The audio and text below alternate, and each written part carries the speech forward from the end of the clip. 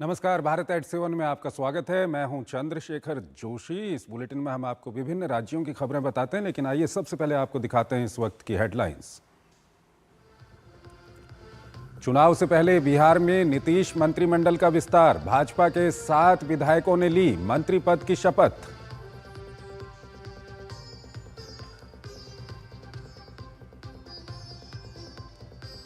तमिलनाडु के दौरे पर केंद्रीय मंत्री अमित शाह। कोयम्बटूर में नए भाजपा कार्यालय का किया उद्घाटन। कहा, तमिलनाडु में खत्म करेंगे परिवार की राजनीति और भ्रष्टाचार।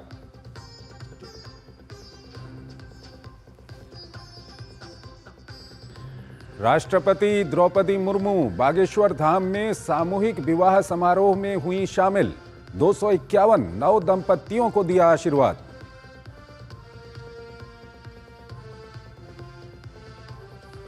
अरुणाचल प्रदेश के कामले जिले में पहली बार संयुक्त मेगा न्यूकुम युल्लो समारोह का आयोजन। उपराष्ट्रपति जगदीप धनखड़ ने समारोह को किया संबोधित। कहा, आज भारत बन चुका है एक मजबूत राष्ट्र।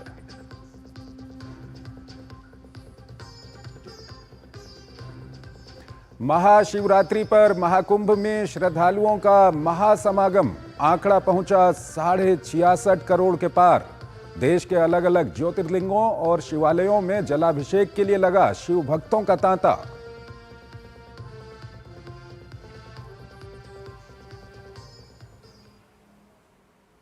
और आइए सबसे पहले आपको लिए चलते हैं बिहार की ओर। बिहार में नीतीश कैबिनेट का आज विस्तार हो गया। पटना स्थित राजभवन में एक सादा समारोह में बिहार के राज्यपाल आरिफ मोहम्मद खान ने 7 मंत्रियों को पद एवं गोपनीयता की शपथ दिलाई। शपथ लेने वाले सभी 7 मंत्री भारतीय जनता पार्टी के कोटे से हैं। नीतीश सरकार में आज जिन 7 मंत्रियों को पद और गोपनीयता की शपथ दिलाई गई, उनमें भाजपा के संजय सरावगी, जीवेश मिश्रा, राजू कुमार सिंह, विजय मंडल, सुनील कुमार, मोतीलाल प्रसाद और कृष्ण कुमार मंटू शामिल हैं। नीतीश कुमार के कैबिनेट विस्तार में सिर्फ जातीय ही नहीं बल्कि क्षेत्रीय समीकरण का भी पूरा ध्यान रखा गया है। भाजपा कोटे से मंत्री पद की शपथ लेने वाले सभी विधायक बिहार के अलग अलग क्षेत्रों से आते हैं। ऐसे में उन क्षेत्रों के प्रतिनिधित्व करने से निश्चित तौर पर इसका असर इसी साल होने वाले बिहार विधानसभा चुनाव में भी देखने को मिल सकता है। भाजपा ने बिहार के मिथिलांचल क्षेत्र के महत्व को समझते हुए इस क्षेत्र से 2 विधायकों को मंत्री बनाया है। माना जा रहा है कि आने वाले विधानसभा चुनाव में भाजपा अपने इस दांव से मिथिलांचल के करीब 50 सीटों पर लीड लेने की कोशिश करेगी। उल्लेखनीय है कि कृष्ण कुमार मंटू छपरा के अमनौर क्षेत्र, विजय मंडल अररिया जिले के सिकटी, राजू सिंह साहेबगंज, संजय सरावगी दरभंगा, जीवेश मिश्रा जाले, सुनील कुमार बिहार शरीफ और मोतीलाल प्रसाद रीगा क्षेत्र से आते हैं।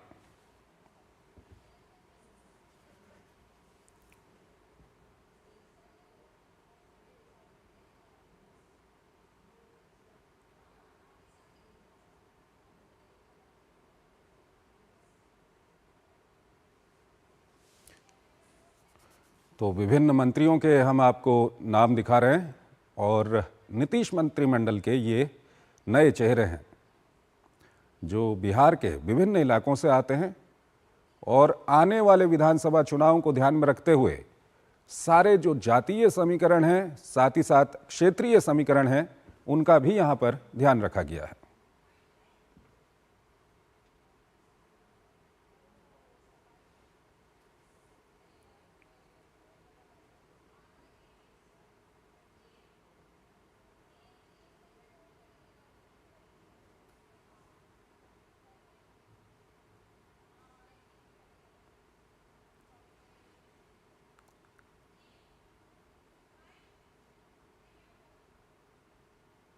और आइए अब हम आपको लिए चलते हैं नीतीश मंत्रिमंडल के विस्तार की ही हम बात कर रहे थे। केंद्रीय गृह मंत्री अमित शाह ने तमिलनाडु की हम बात करेंगे। दरअसल ये नीतीश मंत्रिमंडल के विस्तार की खबर हम आपको दिखा चुके हैं। तमिलनाडु के कोयम्बटूर में भाजपा कार्यालय का उद्घाटन केंद्रीय गृह मंत्री अमित शाह ने किया। इसके बाद उन्होंने राज्य की जनता को संबोधित किया। उन्होंने कहा, समय आ गया है कि हमें तमिलनाडु के राष्ट्र विरोधी डीएमके को हटाना होगा। 2026 में तमिलनाडु में एनडीए की सरकार बनेगी। नई सरकार यहां एक नए युग की शुरुआत करेगी। हम परिवार की राजनीति और भ्रष्टाचार को खत्म करेंगे। केंद्रीय गृह मंत्री और वरिष्ठ भाजपा नेता अमित शाह ने तमिलनाडु के दौरे के दौरान कोयम्बटूर में नए भाजपा कार्यालय का उद्घाटन किया। इस अवसर पर अपने संबोधन में अमित शाह ने राज्य में सत्तारूढ़ डीएमके सरकार पर जमकर निशाना साधा। उन्होंने कहा कि अगले साल होने वाले तमिलनाडु विधानसभा चुनाव में एनडीए की सरकार बनेगी। बहुत समय के बाद आंध्र प्रदेश में भी एनडीए की सरकार बनी है। हरियाणा, मुंबई, महाराष्ट्र और दिल्ली, ये तीनों विजय की हैट्रिक ने देश की जनता का भरोसा भाजपा पर है वो साबित किया है। 26 तमिलनाडु में एनडीए की सरकार के साथ समाप्त करेंगे। मैं तमिलनाडु भर के भारतीय जनता पार्टी के कार्यकर्ताओं का आह्वान करने आया हूं। समय आ गया है तमिलनाडु में डीएमके की ये देश विरोधी और भ्रष्टाचारी सरकार को समाप्त करने का। इस अवसर पर तमिलनाडु के प्रदेश भाजपा अध्यक्ष के अन्नामलाई ने कहा कि भ्रष्टाचार और वंशवाद की राजनीति तमिलनाडु को पीछे ले जा रही है। The corruption, dynastic politics, taking Tamil Nadu backwards, anti-national policies, anti-people policies, everything our Amit Shah ji has brought out in the open. Not only that, our chief minister tells one lie one day, next week he will tell one lie, next week he'll move to a new lie. So Modi ji has made it very, very clear long time back, a year back, we will not follow the Congress model of doing Anyaya to southern India. And this is NDA's government, we will do Naya to all states. केंद्रीय गृह मंत्री अमित शाह ने कोयम्बटूर में नए भाजपा कार्यालय के उद्घाटन के दौरान गायों को चारा खिलाया और पौधरोपण भी किया। वहीं इस बीच मुख्य चुनाव आयुक्त ज्ञानेश्वर कुमार तमिलनाडु के मदुरई पहुंचे और संबंधित अधिकारियों के साथ बैठक कर राज्य में चुनावी तैयारियों की समीक्षा की। Bureau report, DD news. और आइए आपको अगली खबर की ओर लिए चलते हैं। मध्य प्रदेश के छतरपुर जिले में स्थित बागेश्वर धाम में महाशिवरात्रि पर गरीब बेटियों के लिए विवाह समारोह आयोजित किया गया।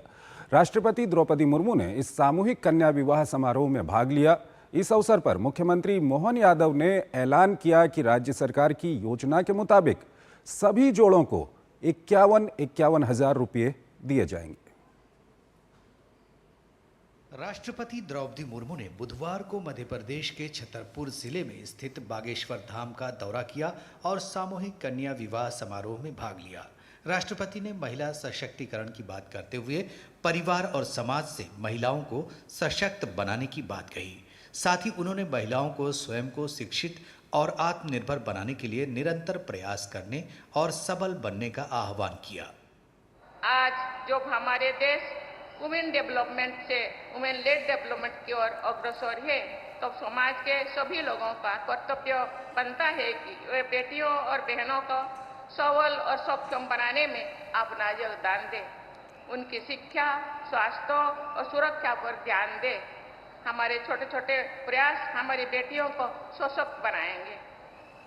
मैं सभी महिलाओं से भी कहना चाहूंगी कि आप स्वयं को शिक्षित और आत्मनिर्भर बनाने के लिए निरंतर प्रयास करें। जब आप सबल होंगे तो भी हमारा समाज और देश सबल होगा।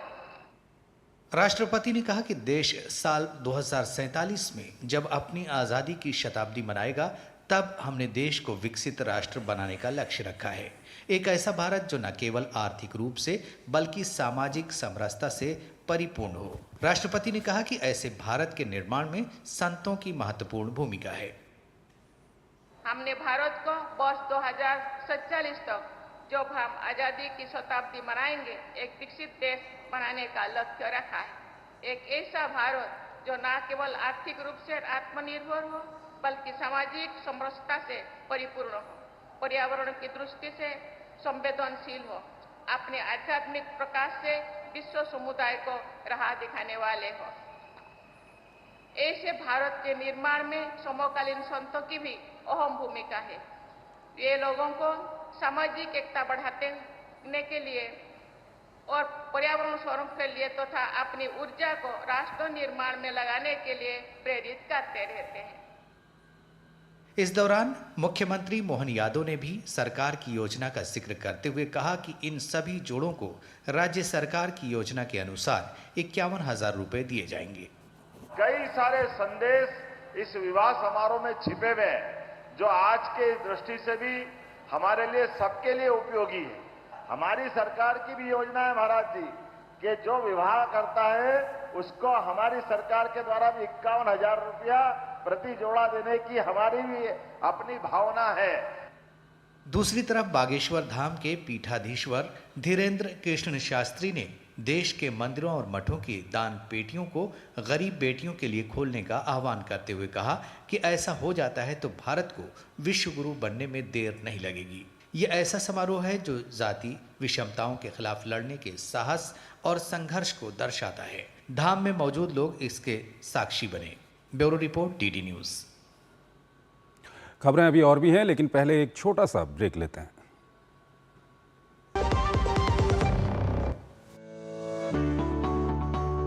क्या आप अक्सर अपने वाहन के लिए फ्यूल भरने से थक गए हैं? कुशलतापूर्वक ड्राइविंग ही एकमात्र रास्ता है। अपने आगे के ट्रैफिक का ध्यान रखकर ईंधन की लागत बचाएं ताकि आप गाड़ी को धीमी कर सकें।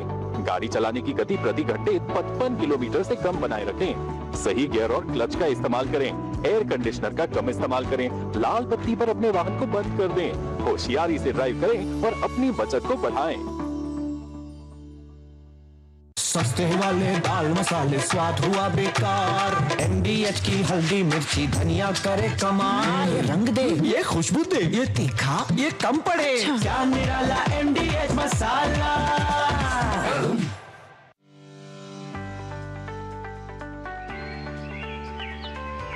Keeping our earth green forever is in our hands only. That's why I prefer CBG for my car. CBG is compressed biogas made from waste materials. It is a highly efficient renewable resource that has reduced carbon emission rates. Less carbon emission means lesser harmful impact on the planet. Use CBG. It is cleaner, greener and safer. जब धरती चीर कर निकलता है लोहे का पत्थर और मिलता है मोंगिया के जोश से, फिर तपता है, पिघलता है और बनता है फौलाद। अब होता है सरिया सारी खूबियों के साथ। मोंगिया स्टील, मजबूत देश का मजबूत सरिया। आपकी रसोई का दिल LPG गैस स्टोव है। मेरा ISI और DIS प्रमाणित LPG स्टोव मेरे पसंदीदा भोजन को पकाने के लिए आवश्यक हीट का सोर्स है। मैं सुरक्षित रूप से और खुशी से खाना पकाने का आनंद ले सकती हूँ। गोल्डी मसाले के 100 ग्राम के स्पेशल पैक्स में फ्रेशनेस लॉक है। ऐसे गोल्डी मसाले जहां जाएं रिश्ते बनाएं।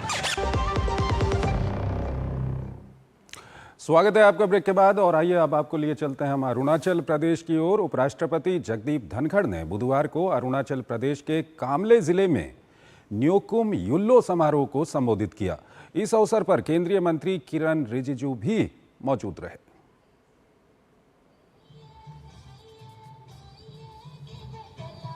अरुणाचल प्रदेश के कामले जिले में कंपोरिजो सर्कल पर पहली बार संयुक्त मेगा न्यूकुम युल्लो समारोह का आयोजन हुआ। इस अवसर पर उपराष्ट्रपति जगदीप धनखड़ ने समारोह की अध्यक्षता की।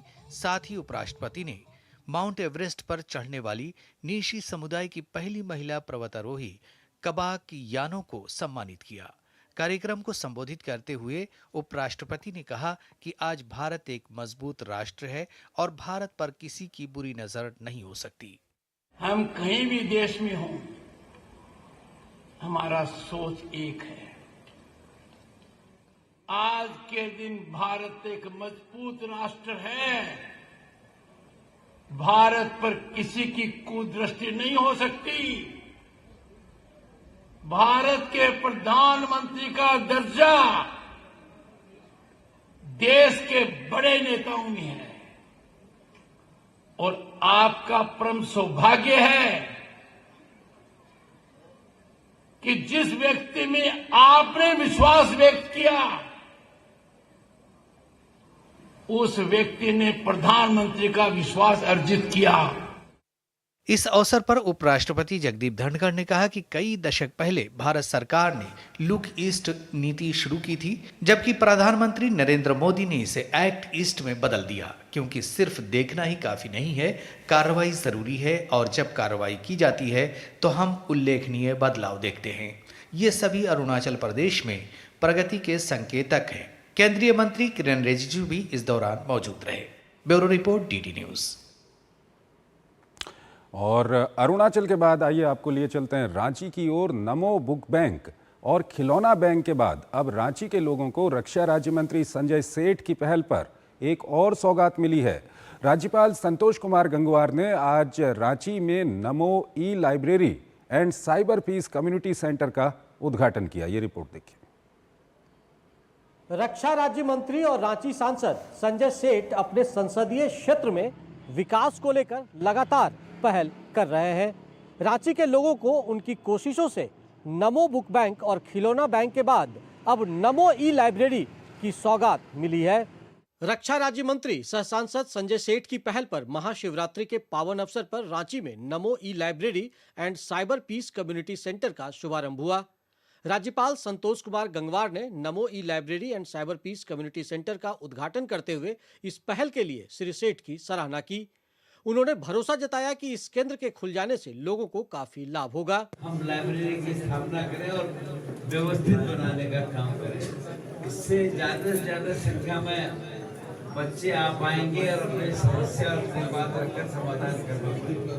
हम यहाँ पर आने के बाद बैठकर यही सोच रहे थे कि आपने बहुत अच्छा काम करा, अपने कार्यालय में इसकी व्यवस्था की। यह नमो ई लाइब्रेरी निःशुल्क सेवा है जो कंप्यूटर, प्रोजेक्टर और स्क्रीन समेत तमाम आधुनिक सुविधाओं से लैस है। इस लाइब्रेरी के माध्यम से विद्यार्थी वर्चुअल तरीके से किसी भी लाइब्रेरी से जुड़ सकेंगे और उसका फायदा उठा सकेंगे। उद्घाटन समारोह के मौके पर रक्षा राज्य मंत्री संजय सेठ ने कहा कि इस पहल से विकसित राष्ट्र बनाने के संकल्प को भी संबल मिलेगा। तो प्रधानमंत्री जी के उस संकल्प को और 2047 का जो संकल्प है, उस संकल्प को बढ़ाने के लिए आज इस ई लाइब्रेरी का उद्घाटन हुआ। रक्षा राज्य मंत्री ने बताया कि 4.5 साल पहले उनकी पहल पर स्थापित नमो बुक बैंक से अब तक 3.5 लाख पुस्तकों का वितरण हुआ है। उन्होंने बताया कि रांची विश्वविद्यालय में 68 करोड़ रुपए की लागत से एक बड़ी लाइब्रेरी भी बनाई जा रही है, जिसमें 5000 विद्यार्थी पढ़ सकेंगे। श्री सेठ ने कहा कि वो राजधानी के लोगों को विश्व स्तरीय सुविधाएं देने के लिए प्रयासरत है। 68 करोड़ की लागत से एक लाइब्रेरी जो रांची यूनिवर्सिटी में बन रही है, देश की जो बड़ी लाइब्रेरीज हैं उसमें एक ये लाइब्रेरी होगी जहां 5000 बच्चे उस लाइब्रेरी में पढ़ सकें। यह लाइब्रेरी भविष्य में कौशल विकास केंद्र के रूप में भी काम करेगी, जो नई पीढ़ी को हुनरमंद बनाकर कुशल भारत, कौशल भारत के सपने को साकार करेगी। रक्षा राज्य मंत्री संजय सेठ की पहल पर पूर्व में शुरू हुई नमो बुक बैंक और खिलौना बैंक आज लोकप्रियता के शिखर पर है। अब रांची में Namo e library and cyber peace community की शुरुआत निश्चित रूप से सराहनीय पहल है, जो सूचना प्रौद्योगिकी के दौर में समय की भी मांग है। डीडी न्यूज के लिए रांची से सरिता और विकास के साथ मैं दिवाकर कुमार। खबरें अभी और भी हैं, लेकिन पहले एक छोटा सा ब्रेक लेते हैं। जीरा से प्यास बुझाएं, डाइजेशन के लिए मस्त, शरीर में नमक पानी का बैलेंस बनाए।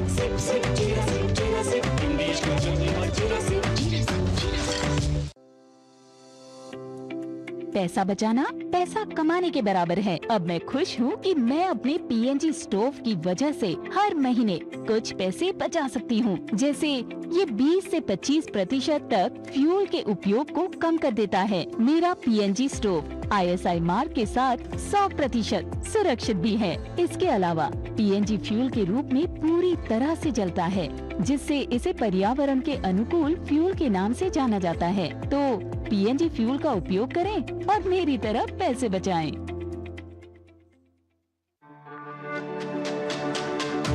मेरी पसंद, मेरी पसंद, मेरी पसंद, मेरी पसंद, हमारी पसंद, हम सबकी पसंद। मजबूत देश का मजबूत सरिया, Mongia steel. Are you tired of filling fuel for your vehicle often? Switching to fuel-efficient driving is the only way out. Save fuel cost by predicting the traffic ahead of you so you can slow down by coasting. Maintain driving speed below 55 kilometers per hour. Use the right gear and clutch. Use air conditioning sparingly. Avoid idling your vehicle at red light. Drive smarter and fuel your savings. Goldiee मसाले के 100 gram के special packs में freshness lock ऐसे गोल्डी मसाले जहां जाएं रिश्ते बनाएं। स्वागत है आपका ब्रेक के बाद और आइए अब बात करते हैं महाशिवरात्रि की। देश भर में महाशिवरात्रि को लेकर भक्तों में श्रद्धा, आस्था और उल्लास का अनोखा वातावरण है। सभी शिवालयों में शिव भक्तों की लंबी लंबी कतारें देखने को मिल रही हैं। ये रिपोर्ट देखिए। शिव की उपासना का पर्व महाशिवरात्रि पूरे देश में आस्था और उल्लास के साथ मनाया जा रहा है। इस मौके पर भक्तों ने भगवान शिव और मां पार्वती की विशेष पूजा अर्चना की। सुबह से ही शिव मंदिरों, मठों और शिवालयों में भक्तों की लंबी कतारें देखी गईं और शिवालय हर हर महादेव के जय घोष से गुंजायमान रहे। बात उज्जैन महाकाल की हो या काशी विश्वनाथ धाम की या फिर त्र्यंबकेश्वर महादेव से लेकर रामेश्वरम तक की, हर शिवालय में विशाल जन समुदाय भगवान आशुतोष के दर्शन, जलाभिषेक और रुद्राभिषेक के लिए उमड़ रहा है। कई राज्यों के मुख्यमंत्रियों ने भी इस पावन अवसर पर मंदिरों में पूजा अर्चना की। उत्तर प्रदेश के मुख्यमंत्री योगी आदित्यनाथ ने भाजपा नेता रवि किशन के साथ गोरखपुर में महाशिवरात्रि के अवसर पर मानसरोवर मंदिर, मुक्तेश्वरनाथ शिव मंदिर और महादेव झारखंडी मंदिर में पूजा अर्चना की। तो वहीं दिल्ली की मुख्यमंत्री रेखा गुप्ता भी महाशिवरात्रि के रंग में रंगी नजर आईं। उधर उत्तराखंड के मुख्यमंत्री पुष्कर सिंह धामी ने खटीमा के उधम सिंह नगर के वनखंडी शिव मंदिर में पूजा अर्चना की। देश के 12 ज्योतिर्लिंगों में इस अवसर पर भक्तों की भारी भीड़ देखने को मिली। द्वादश ज्योतिर्लिंगों में अग्रणी भगवान केदारनाथ के कपाट खुलने की तिथि भी आज पंचांग गणना के अनुसार घोषित की गई। भगवान केदारनाथ के कपाट ग्रीष्मकाल के लिए 2 मई को सुबह 7 बजे वृश्चिक लग्न में खोले जाएंगे। एक अन्य ज्योतिर्लिंग देवघर बाबा धाम को भी आज सरकारी पूजा संपन्न होने के बाद आम श्रद्धालुओं के लिए खोल दिया गया। महाशिवरात्रि के दिन बैजनाथ धाम में पूजा अर्चना करने का विशेष महत्व है। शिव पार्वती के विवाह पर्व महाशिवरात्रि पर भक्त अपने अपने तरीके से पूजा अर्चना कर रहे हैं और भगवान शिव को प्रसन्न करने और उनकी कृपा दृष्टि पाने का प्रयास कर रहे हैं। Bureau report, DD news. और आइए अब बात करते हैं महाकुंभ की। सबसे बड़े धार्मिक समागम महाकुंभ का आज समापन हो रहा है। ऐसे में महाकुंभ की पूर्णाहुति से पहले तमाम साधु संत वाराणसी में काशी विश्वनाथ के दर्शन पूजन के लिए पहुंचे। महाकुंभ के दौरान अखाड़ों के साधु संत काशी आते हैं, वहां बाबा विश्वनाथ की पूजा करते हैं। काशी में आने वाले अखाड़ों के साधु संत बाबा विश्वनाथ की अंतर्ग्रही पंचकोसी परिक्रमा करते हैं। फिर महाशिवरात्रि के दिन बाबा विश्वनाथ का अभिषेक और दर्शन करते हैं। काशी आने वाले अखाड़ों के साधु संत पूजा और हवन करते हैं, साथ ही कथा भी सुनाई जाती है। और वहीं महाशिवरात्रि के पावन अवसर पर प्रयागराज के त्रिवेणी संगम में बड़ी संख्या में श्रद्धालु पवित्र स्नान के लिए एकत्रित हुए। उत्तर प्रदेश सरकार के मुताबिक आज के दिन संगम पर करीब 81,09,000 श्रद्धालुओं ने स्नान किया। वहीं 13 जनवरी से शुरू हुए महाकुंभ में पहुंचने वाले श्रद्धालुओं की संख्या 66 करोड़ पार कर गई। राज्य सरकार के मुताबिक इस महाकुंभ में भारत और चीन की आबादी को छोड़कर दुनिया के तमाम देशों की आबादी से ज्यादा लोग महाकुंभ पहुंचे। कुंभ मेला हर 12 साल में एक बार आयोजित किया जाता है। इसका आयोजन विशेष रूप से 4 प्रमुख स्थानों प्रयागराज, हरिद्वार, उज्जैन और नासिक में होता है। प्रयागराज के बाद अगला कुंभ उत्तराखंड के हरिद्वार में लगेगा।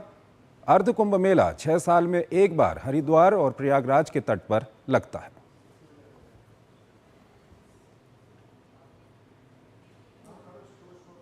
तो इसी के साथ भारत@7 को यहीं पर समाप्त करते हैं। आप हमारी पूरी टीम को इजाजत दीजिए। नमस्कार।